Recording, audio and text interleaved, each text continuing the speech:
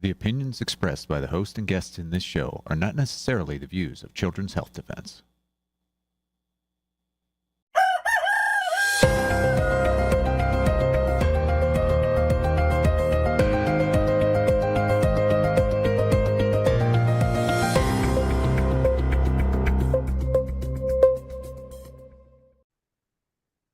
Good morning, America.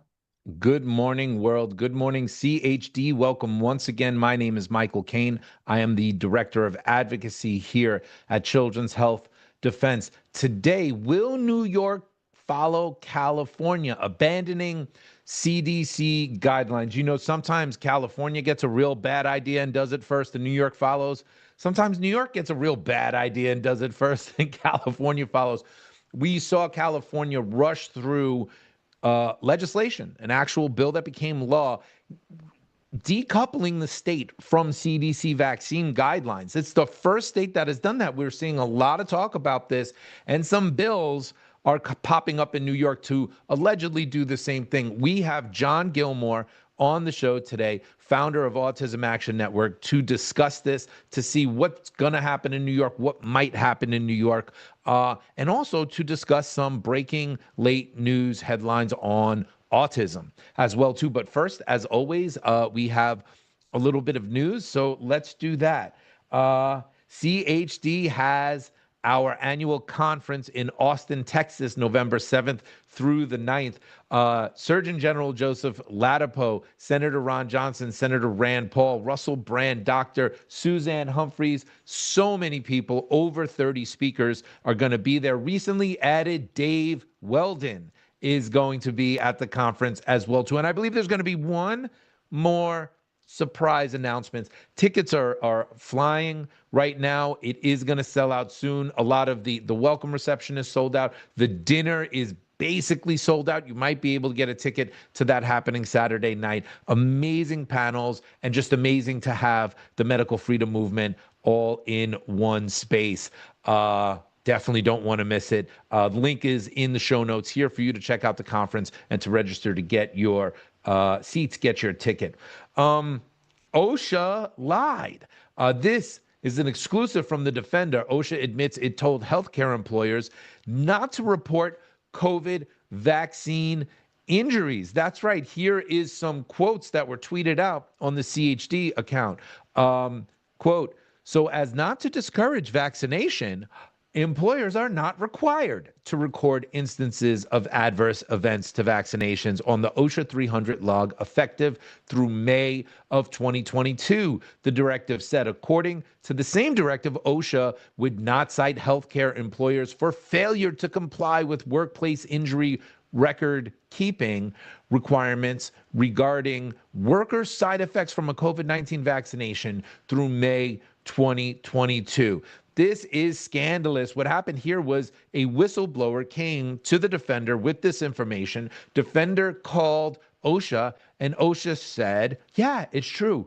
We did do that. So OSHA is on the record admitting to this. I was on This Week with Mary Holland this past Sunday, and she called on the Department of Justice to investigate this. There's a name for this. It's called a crime.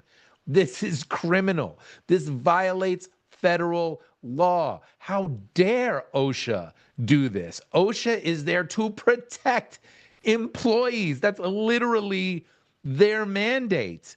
Great job by the Defender. Absolutely great reporting. No one had this but CHD. They broke it. The Defender broke it first. Fantastic. Recently, Secretary Robert F. Kennedy Jr., Secretary of Health and Human Services, had to put out a clarifying tweet about something he recently said. Let's read this. As usual, the mainstream media attacks me for something I didn't say in order to distract from the truth of what I did say. At yesterday's cabinet meeting, I said, there are 2 studies that show children who are circumcised early have double the rate of autism, and it's highly likely because they're given Tylenol.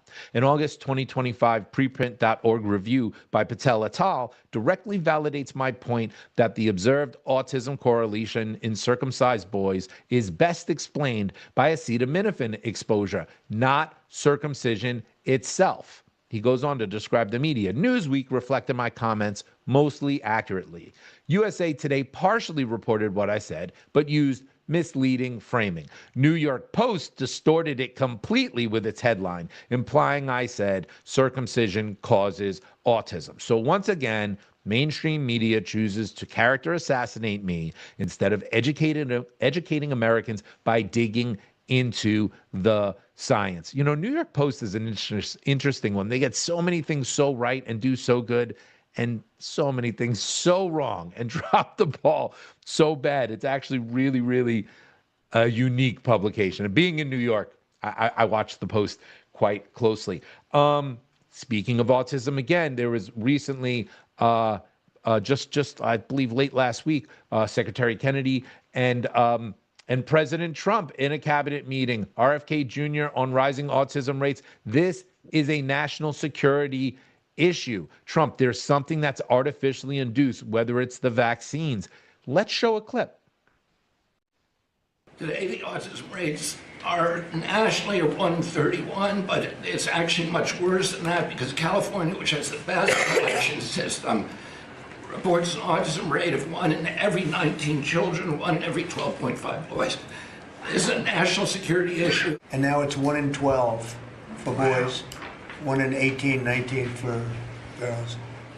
So obviously there's something that's artificially, I think, induced, something, whether it's the vaccines in terms of these massive vaccines that are twice the size of a jar like that, of a glass of water like that, I mean, into a baby's body.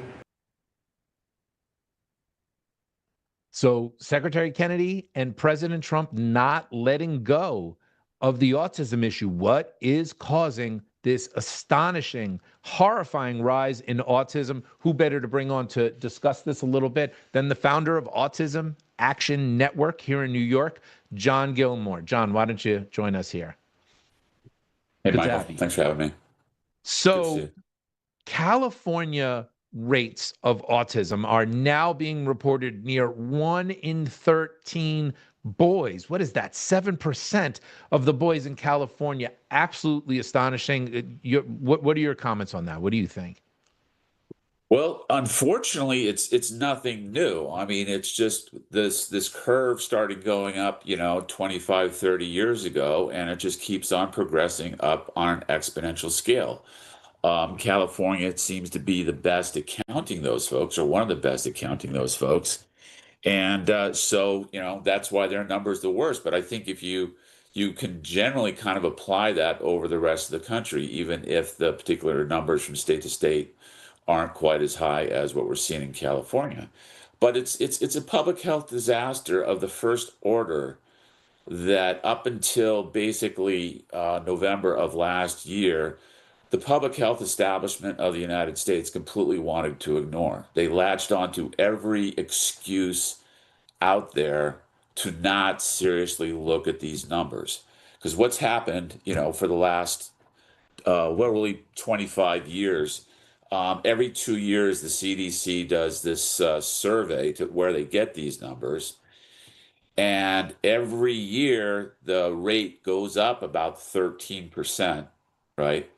And then they always, you could almost take the first press release that they issued, the first time they did this, and saw the increase, and they just simply recycle that press release every 2 years and say the same thing. They always say, oh, we're doing a better job at finding people with autism. And we are also, we keep on changing the autism, the definition of autism, right? Which is true. About it, it's defined by the Diagnostic Statistical Manual that's put out by the American Psychiatric Association. And every time it rolls around, they reinvent what autism is. So that's a real problem. I mean, once upon a time, we used to talk about Asperger's syndrome, right? Well, that doesn't exist anymore. We used to talk about PDD-NOS. That was the first diagnosis my son got. We don't talk about that, right? So, yes, those are issues. But however, they've been saying this for 25 years, and they've never done a thing to control for that. Right? You can do the epidemiology that will tell you how the number is really going up, right? And one thing they never, ever, ever talk about um, is that they talk about autism as being a spectrum, right? And the spectrum has gotten a little bit ridiculous these days. Okay, there's the profoundly affected people like my son, who is 25 years old. He is non-verbal. He or doesn't speak. He has dyspraxia. He has serious motor control problems in his body. He has serious GI issues. He has uncontrollable tics and OCDs. He is at the really, really seriously impacted end of the spectrum, right? And then you have people, and there's been a lot of these articles lately in the legacy media about people in their 30s or 40s who have successful careers, successful academic careers. They have families and spouses and so on, and they're discovering in their 30 or 40s that they have autism. Okay. Now, I'm not dismissing that those people may have, serious issues in their lives, but whatever they have is not what my son has, not Right. by a long shot, right? That's like having a couple of skin cancer cells removed from your forehead, by a dermatologist and saying it's the same thing as stage 4 pancreatic cancer. And that's kind of what they do, all right? But one thing that's some of the research out there is showing is that the number of people who are at the severe end, okay, around 30 to 40%, is either staying the same or not going down, right? And they never talk about that, okay? So you might have these other things going on that might exaggerate the number of people by including the really, really, really minor cases, and they do not talk about people like my son or some of the people that we're seeing on the screen right now who have the seizures, Yeah. okay, who have violent outbursts and that whole panoply of stuff, right? Yeah, John, in talking with Mary Holland a lot recently, one of the things that she says is we need to get away from the term autism. Absolutely. We need to start talking about brain injury because see, and Exactly. it's such a weird sleight of hand from the very beginning. This is made a psychological disorder as Right. if this is all in the mind of the Right. individual as opposed to injuries to the gut, Right. injuries to the brain. What role do vaccines play? What role Right. does Tylenol play? What role does your diet play? On and on and on. The Right. synergistic Right. reality. And I do think we're going to start. I think we're already starting to see that the Secretary Kennedy is trying to move us into that direction to Sure. start piecing this apart, and not this umbrella of autism we all fall under one thing, but what is actually happening here? Sure. We it's a label that's applied to a wide diversity of medical situations for people, and it's basically completely obsolete. And the sooner we can get rid of it and replace this psychiatric label with identifying what is actually biologically going on with our kids. Okay. Why is it that my son cannot speak? Right.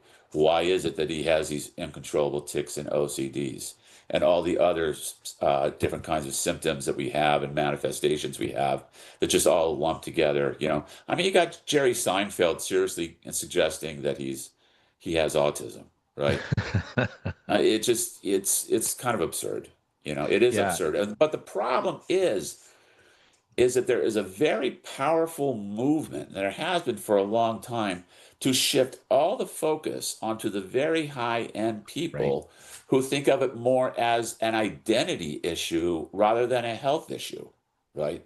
These are the people that say autism is a gift. These are the people who say we don't need treatment, okay?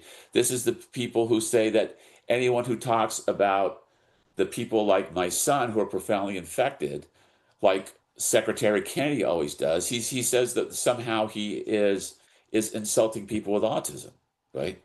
He's just talking honestly about what's going on with a very, very large section of the group of people who are diagnosed with autism that the other folks wanted to ignore.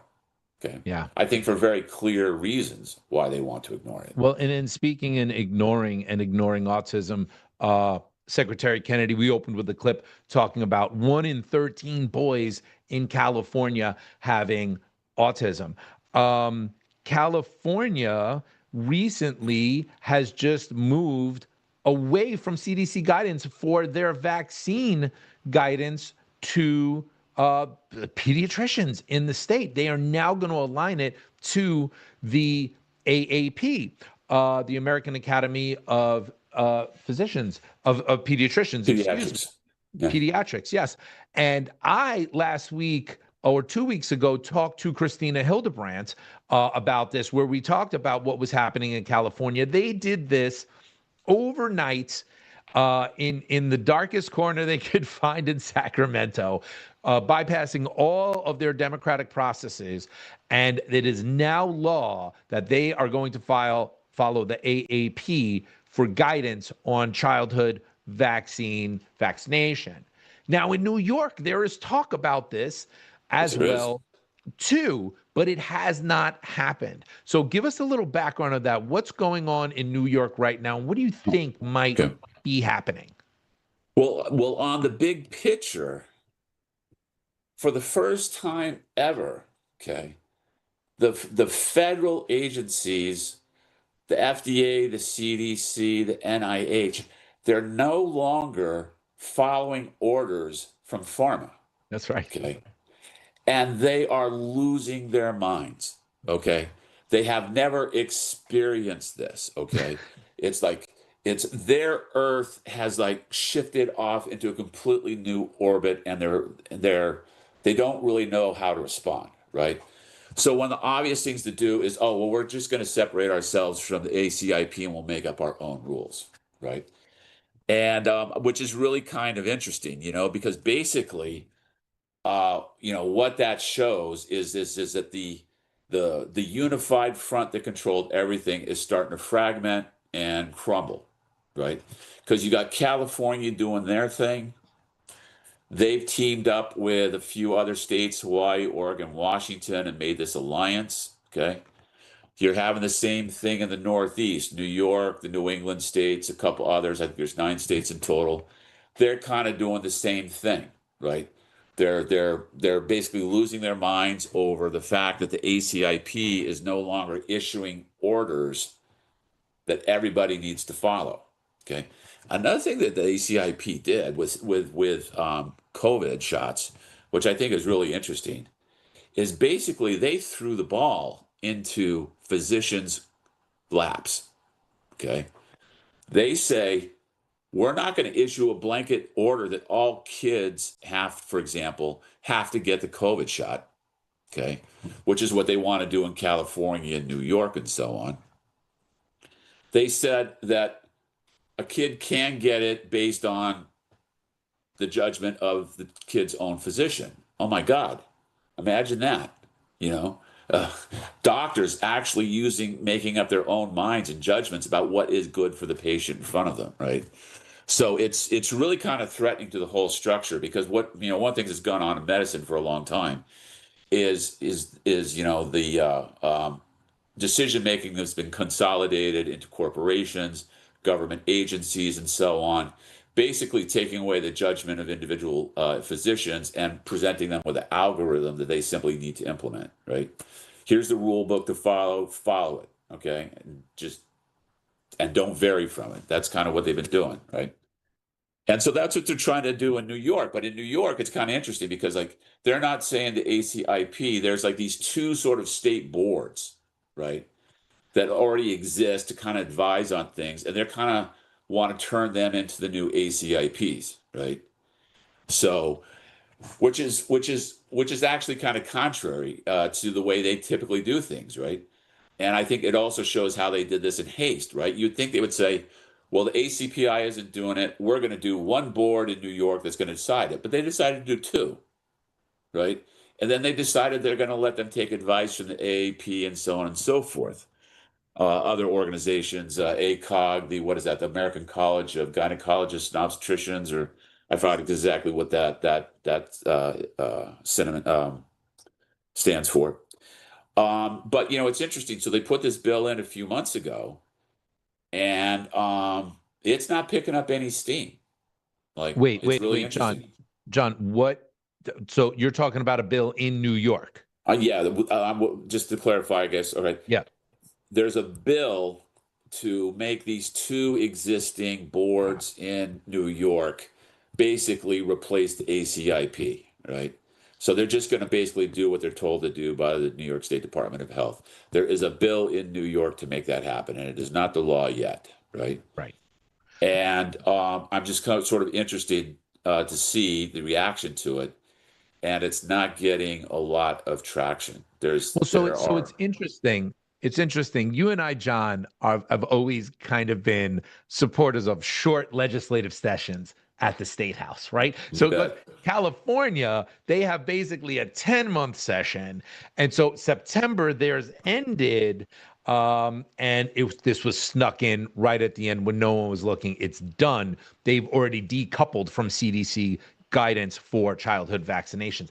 In New York, they're talking about it. They're putting out press releases. You have certain senators who are starting to get up on their soapbox and send out their little press releases, but nothing can start with them because our session is done until January. That's when they have to build their momentum and try to push these things through. So maybe we're in a better position, but I'm just going to argue. I want to hear what you think about this. I think the blue states, by and large, especially with super majorities, I think they view this as a positive issue for them in an election year. I think they're weaponizing the Trump-Kennedy thing, that is MAGA, horrendous. We don't want to be that. And this new guidance taking away from this horrible CDC captured by Kennedy and Trump, we're bringing it back where it should be to like good sound science in New York. I actually think they want to do it to run on it in the midterm elections and the governorship election that's coming up in New York in 2026. What do you think about that? I think that's probably, one of the things they're thinking right now. But it's really kind of interesting, right? Because when the ACIP came out with the recommendation on the COVID shots, the governor of New York issued an emergency order that anybody who wanted to get a COVID shot could get a COVID shot, right? But the thing is though, like the horse is out of the barn, right? Last year, according to CDC, about 3% of Americans under the age of 18 got a COVID shot. Okay. 97% didn't, right? Amongst pregnant women who usually have their doctor hectoring them all the time to get their shots, right? 93% of the pregnant women refused a COVID shot, even though their doctors were recommending it, right?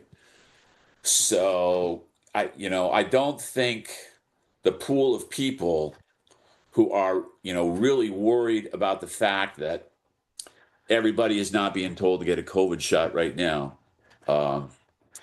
I don't think it's nearly as big as they think it is. But I do think you're right. I do think they think this is going to be an electoral plus for them. Well, I think, and I'll tell you though, I think they're going to pivot away from the COVID shot and they're going to go into the childhood immunizations. Can you believe Secretary Kennedy believes it's okay for children that are under 4 that they cannot get a 4-shot combination vaccine in the MMRV that has 4 strains in it that we have seen has been particularly injurious from just looking at the data on what happens.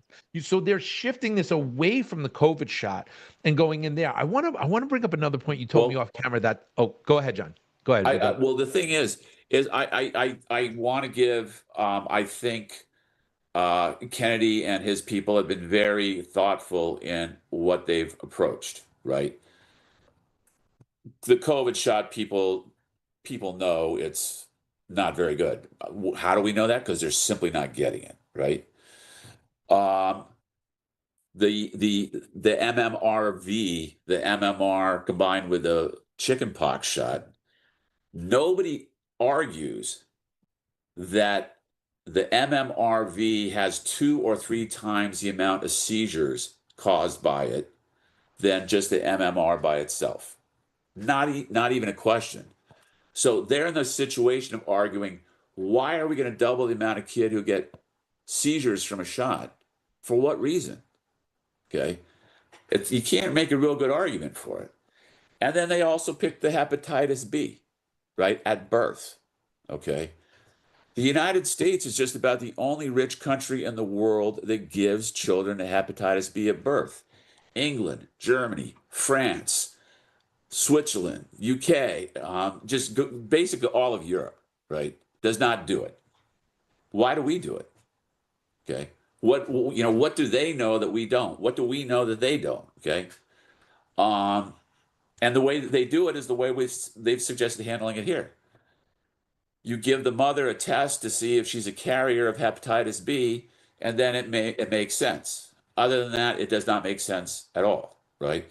So they pick these moves that's going to be very difficult for the other side to argue makes sense, and I don't think they're really looking forward to it. There's something else I want to mention. I want to make sure I want to get this in before we run out of time. There's been some discussion out there about whether if they do a schedule different from the ACIP, these states, will they still have liability protection for the manufacturers and the doctors? Okay. They will if the shot is on the ACPI schedule. If they come up with a completely new shot that they want people to get, that the ACIP has not approved, they will not have liability protection for that, right?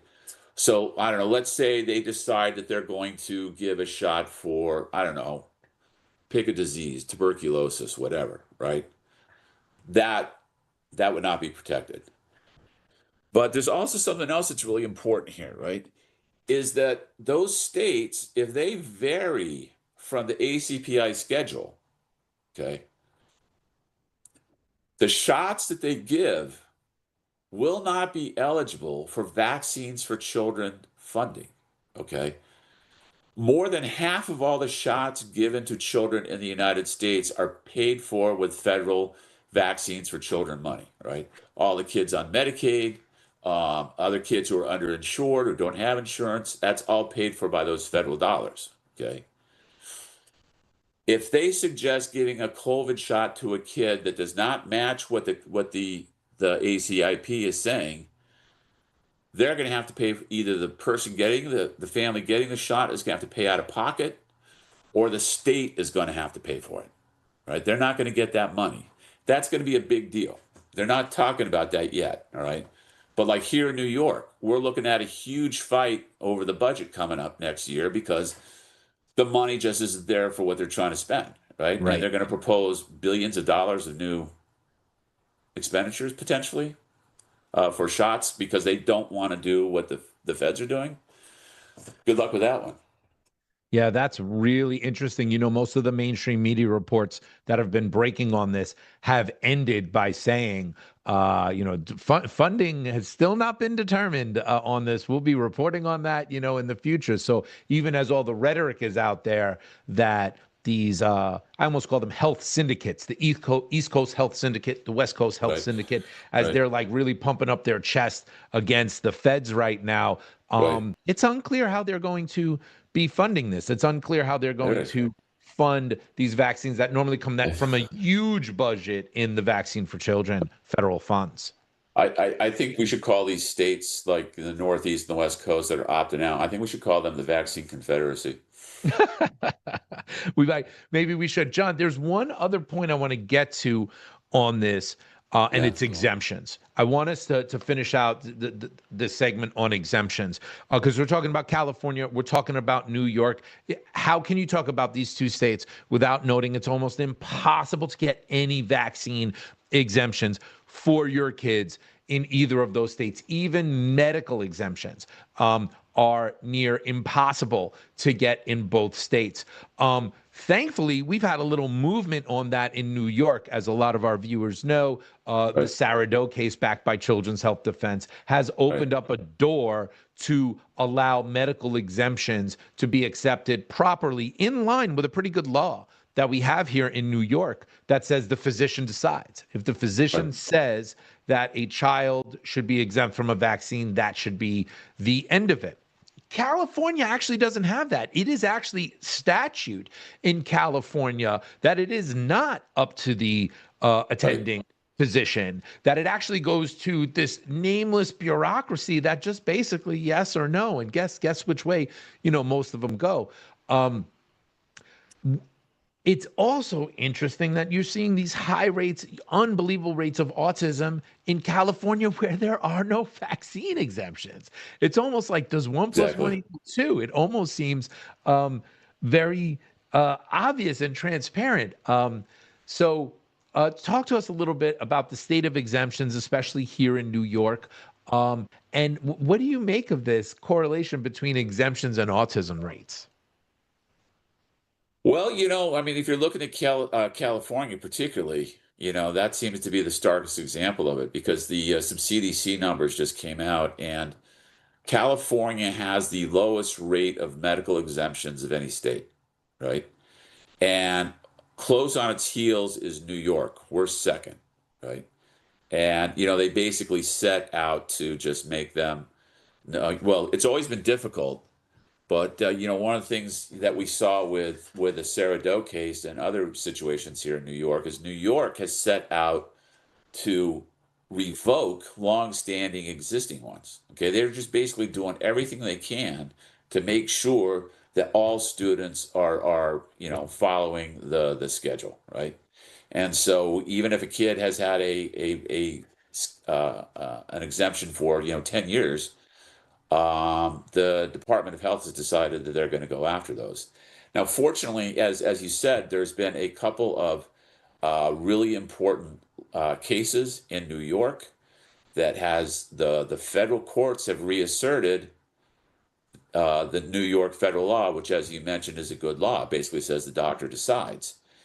And the battle now is basically the Department of Health here has just said basically they're not recognizing that. Okay, they're not recognizing the law. They're not recognizing the federal court decisions that come down that has said the Department of Health and the schools have no role in making this decision. Right? It's all the federal courts have said it's up to the doctors, the kid's doctor. Period. Right? And so I guess that's going to be the next battle. They're essentially implying that unless they get a court order directly saying that they cannot do it, then they're just simply not going to recognize what's going on. And fortunately, though, I think we, through this sequence of lawsuits that we have through CHD's work, through, the great work of Sujata Gibson and Chad Davenport, I got to throw out a shout out to those guys who are doing some amazing work. I think there's more lawsuits to come, but I think that's going to be the next one, is directly taking on the Department of Health and just saying you've got to obey the law. One of the interesting things in this is there's always been this tension, battle, power play between the New York Department of Health and superintendents of schools, because it's almost like a who's on first sort of a game. The superintendent gets the medical exemption. They send it to their doctor, right? And their doctor will do whatever they do. But very, very, very, very often they send it to the Department of Health. And the Department of Health will say 99% of the time, no, this isn't valid. But superintendent, it's your decision. But meanwhile, here's the big bad Department of Health telling you what the decision should be, but then saying, no, it's not our decision. It's the superintendent's decision. This recent case has seemed to wake up some superintendents. So wait, this is my decision. And if something goes wrong here, I'm getting sued. They're going to come after the superintendent of schools. And now I might be in the news. Now, Michael Kane and John Gilmore might show up at a meeting with a couple hundred friends. So it seems like some of that pressure is changing some of what's happening. And it does seem, from what we're hearing, John, that valid, injured, sick children, medically fragile children that we're hearing from are getting not 100%, but many more medical exemptions accepted this round right now than we've ever seen before. I think so too. And I think one of the things that's going on there is that I think some of the law firms, excuse me, that represent some of these school districts have changed the advice they're giving them.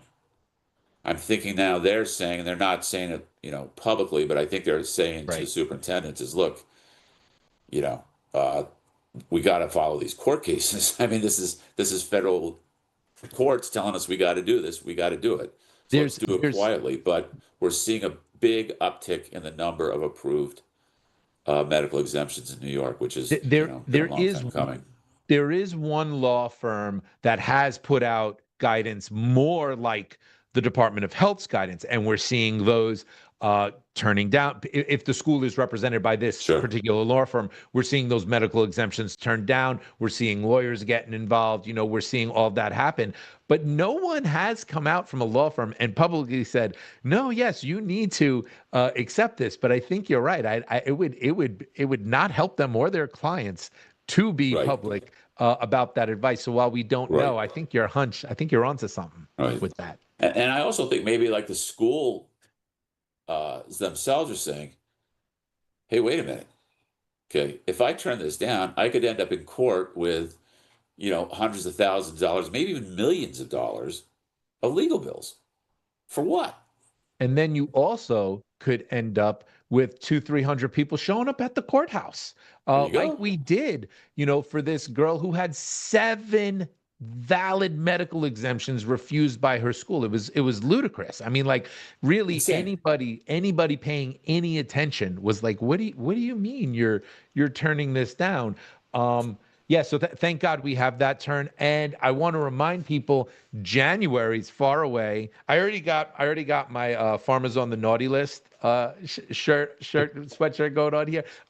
It's one of my favorites. I'm a little early. I know it's really Halloween time now, but come January, in New York, we're going to be back at Albany, and we're going to be pushing for one of our good bills, the Education for All Act, to make what just happened in court permanent.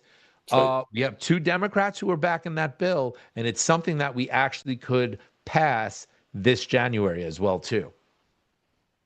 God willing. And I think if enough of us show up, I think we can definitely do this. Yeah. So this is a shift for us. The world has changed, and we got to push it as far as we can. And this is a shift for us. This is, we're always defensive against bad bills in New York. Now we have a bill sponsored by 2 Democrats that is a good bill, and we're going on the offense strongly with this come January. Stay tuned. Stay tuned to John at Autism Action Network. Let's show John's website there. Go to Autism Action Network and sign up. John has one of the best email blasts in the nation covering national issues. But if you're in New York, shame on you if you're not on this list. You must be on John Gilmore's email list if you live in New York. His list, like I said, is nationwide. Everyone should be on. But in New York, it is absolutely a must-read, must-have source of information. John, we're just about out of time here. Thank you so much for coming on and helping to educate my audience. Thanks so much. Take care. Thanks. Don't go anywhere, people. Stick around. We have yet another People's Study story coming up right now.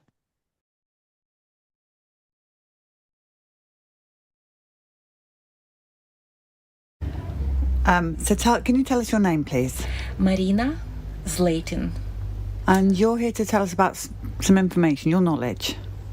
Yes, and about vaccine injury too. Okay. And I would like to begin with words that I am not just anti-vaxxer. I am just hell no vaxxer. From many sides. But primarily because I'm chemist.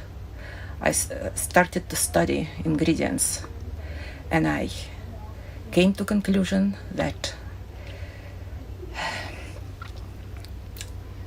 vaccines are just designed to harm. They're designed to harm? Yes. When I looked at ingredients as a chemist, I came to this conclusion. But I will start with my story. You can hear from my accent that I was not born in the United States, in Soviet Union. And we didn't have any information. And the only position to vaccines there came from common sense. We just knew that government is not a friend, and they're willing to do harm. They're willing to control. So many people just didn't trust it. But many people did. And I remember my mother just sitting on me in doctor's office so that nurse could jab me with smallpox vaccine at age about 5. And I have my pictures until the age of 5, where I'm picture of health and beauty. And after that, it's just the photos show I stopped growing.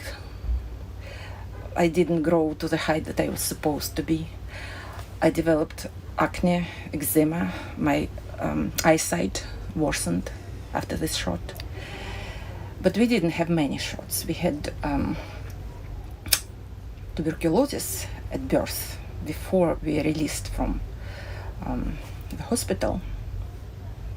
All children are jabbed with BCG vaccine. They don't do it in the United States because at that point they came to conclusion that this live vaccine, this live virus, live bacteria actually promotes tuberculosis.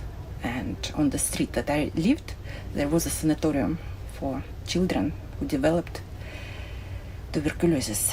Interesting, it was not lung, it was bones or kidneys, mostly bones, bone tuberculosis. And later read research that this BCG vaccine really causes, usually not lung, but bone tuberculosis. And a lot of people in Russia actually test positive for non-active tuberculosis because we don't cough, we don't have any lung symptoms, but we do have positive reaction. So in the United States, at some point, this vaccine tuberculosis started, but then stopped because they discovered, and at that point, there probably was some integrity in the system. Now I don't count on any integrity. So that was my experience. And in my opinion, all vaccines have genetic component. Old vaccines as well as new ones. New ones, it's just pure genetic engineering. These COVID ones, mRNA and DNA based.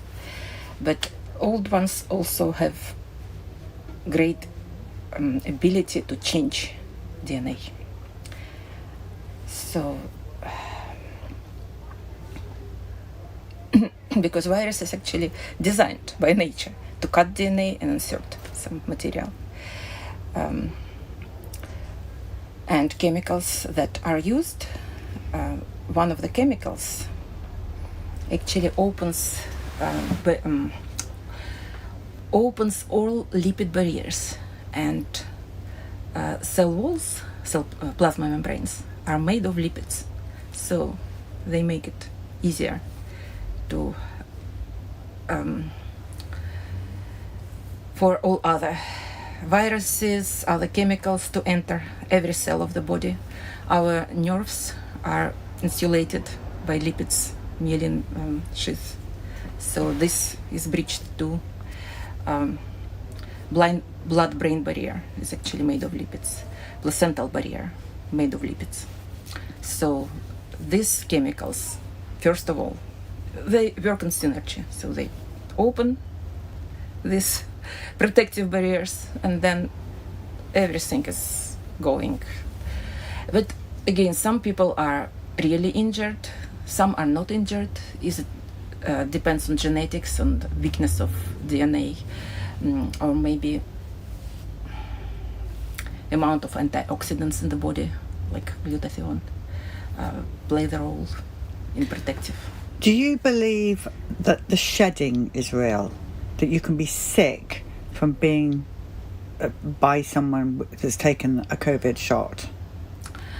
Shedding is real, but again, I think that healthy person has the ability to resist viruses, to some degree resist chemicals if they have enough antioxidants, vitamins in the body. But if the person is weakened by stress, by overwork, or the child is weakened by not being breastfed but being artificially fed, they're most vulnerable. With them, anything can happen.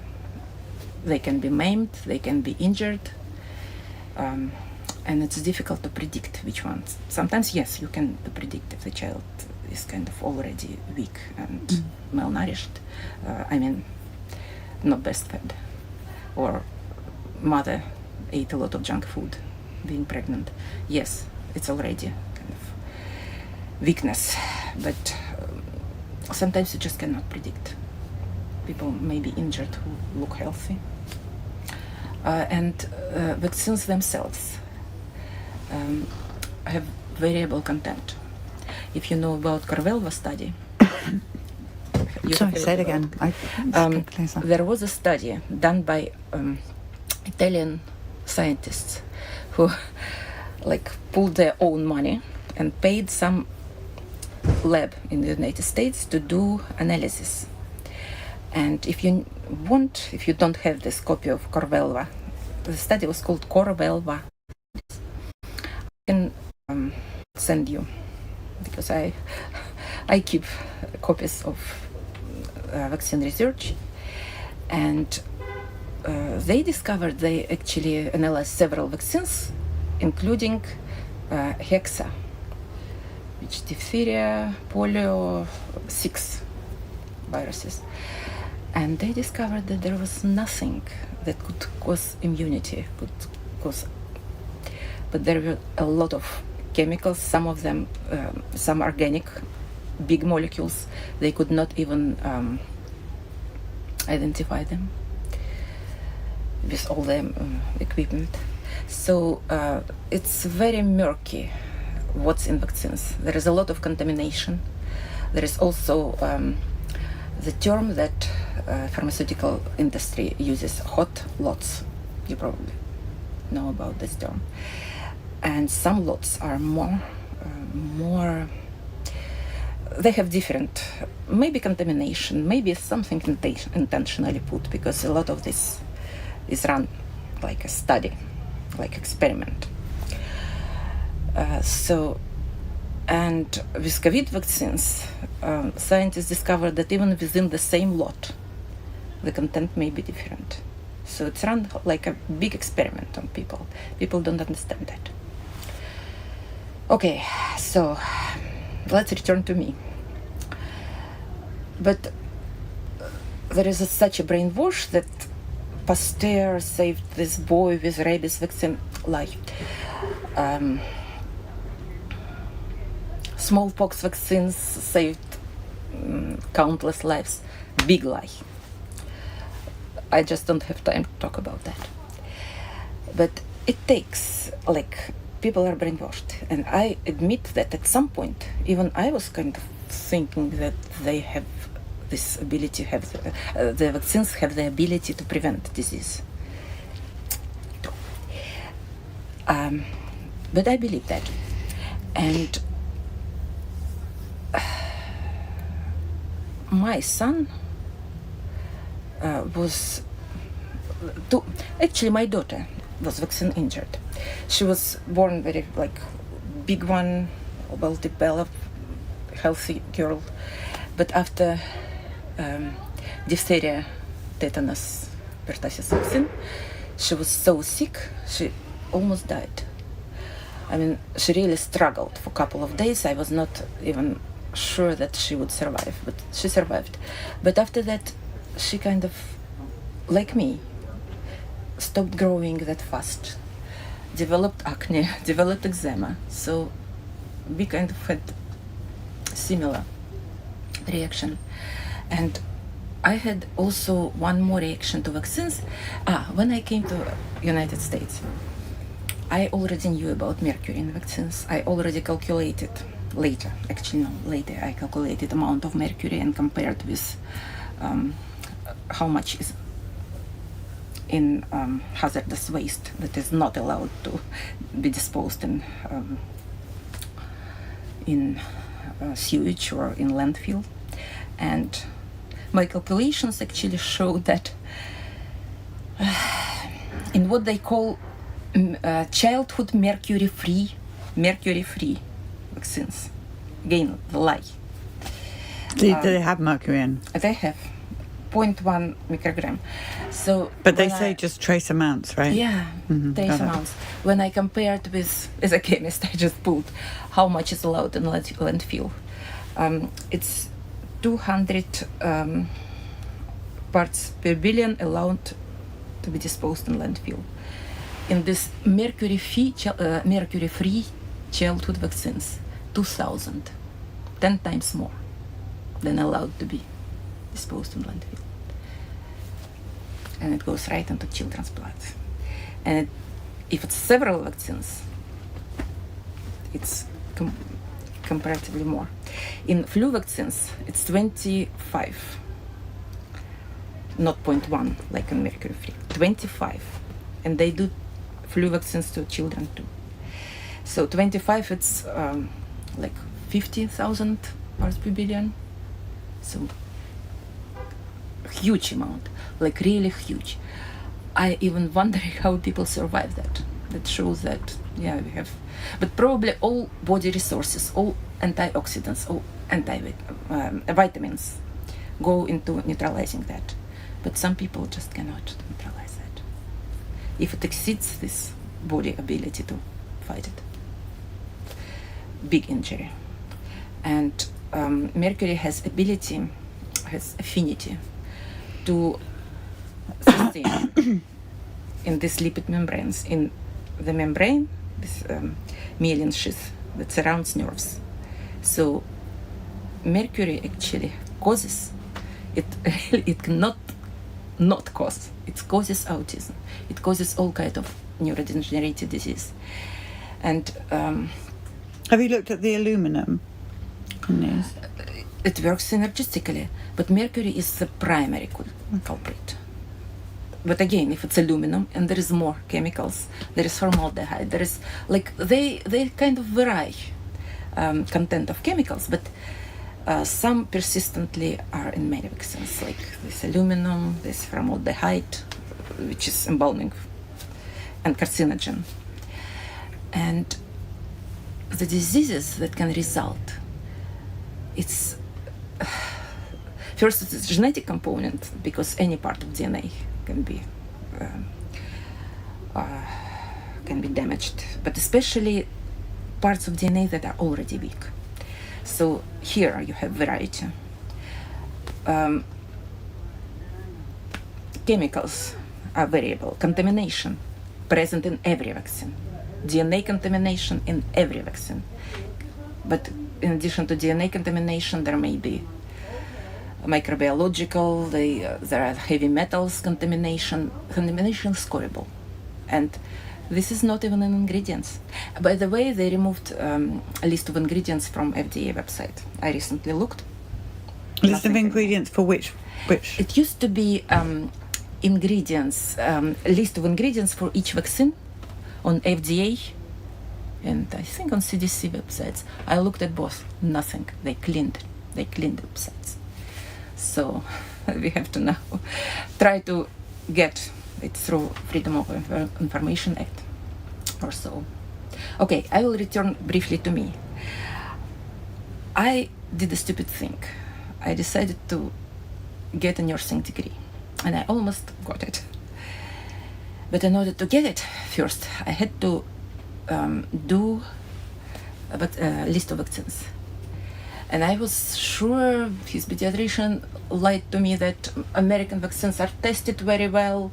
They are so good. They're just what is needed to be healthy. So I kind of no mercury, he told me. It was a big lie, because I knew from Russia that mercury is in vaccines. And he said in American vaccines, no mercury, no. He said it's such a honest eyes.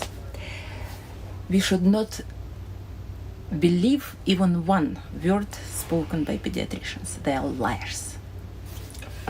Okay, but I had to get to nursing school, so I did. with some spacing, because I could see in the faces of the nurses who did it. They, no, you need, I told them first, you can do it like at one appointment. No, we are spacing it. And it was like, you're doing stupid things. It was written on their faces. But I did. And not immediately, but like sometime after, weird autoimmune systems developed. First of all, skin, that was already my problem with from the childhood. Like, it was, people who looked at said it looked horrible. It was like some kind of, my skin would at some point, after any contact with chemicals, would develop like red spot, and then this red spot would spread all over the body, and huge itching develop. And I could not stop it because itching was so strong that when I tried to like itch it, blood would flow. People said it was like, people who saw it said something like real. Was it, what shot? Was it Hep B?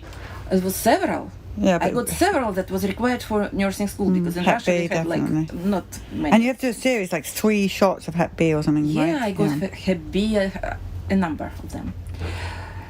And it was like for 5 or 10 years, but like less. So now it's practically disappeared. I don't have it now, but 20 years passed. So about 10 or 15 years took me, like, not get rid completely, because sometimes, but at least not this horrible itching. And the heart would like start pounding, because I could not. It was like the whole body was red. I had to run by an hour to overcome this condition. I would go outside and run. Again, something absolutely weird. And second autoimmune condition was probably connected with my inside of lining of blood vessels, because it was later I found the name for the POTS, and many girls develop it, especially after Gardasil vaccine. Definitely some kind of damage to blood vessels, and I would faint easily. Again, it's almost gone now, but 10-15 years. I suffered from that horrible. I'm sorry to hear that. Question before we Yes. go, and that is, what is it going to take for this to end? You've said that the vaccines are dangerous, the COVID shots are dangerous, so what is it going to take for this to stop? What do you think? Probably nothing, because the more people uptake vaccines, the more actually scientists looked what area accumulates mercury most and damaged, neurologically damaged most. Hippocampus, memory, and frontal lobes that are responsible for critical thinking, for like executive function.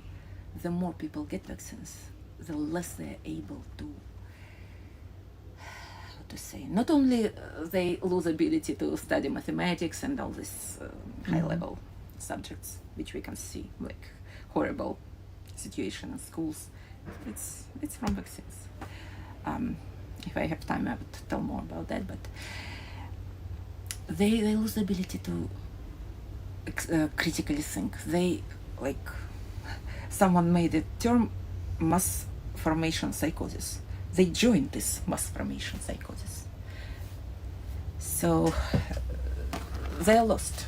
And right now I work at school. I see it in my children, in school children. And I can even guess who is vaccinated, who is not. Yes. The ones who are not. That's not hard. So the more people get vaccines, the more they actually go into this and believe government. They lose ability to distrust the government. That's what government wants. They know that. Well, now, because we had to slot you in and we have got another interview waiting, but we do want to hear more from you, so I'm going to take your details. So, 1 second.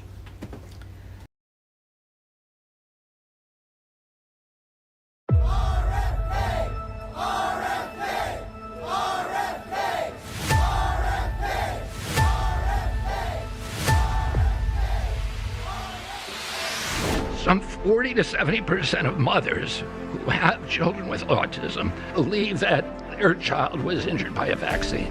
We should be listening to these mothers. We will perform the studies that should have been performed 25 years ago.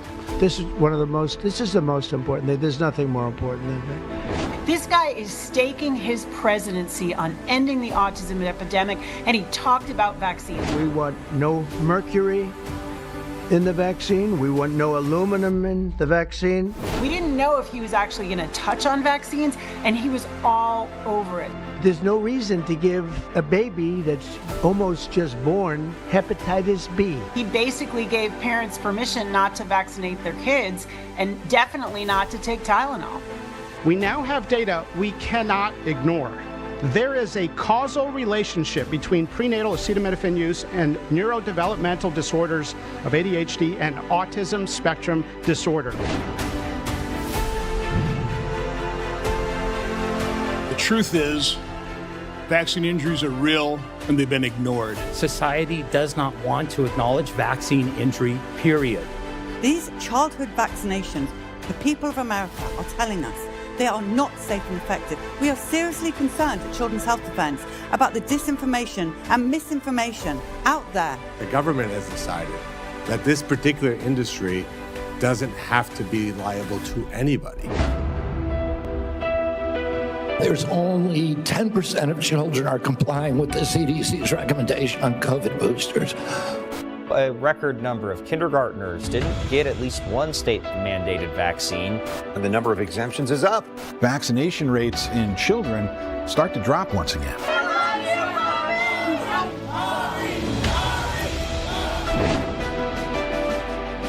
A 16-year-old girl wins in court after the public school system denied her medical vaccine exemption. The nonprofit Children's Health Defense has championed her case. Second dose is going to be going here. Health and Human Services is reestablishing the task force on safer childhood vaccines. This comes after a lawsuit from an advocacy group formerly led by HHS Secretary Robert F. Kennedy Jr.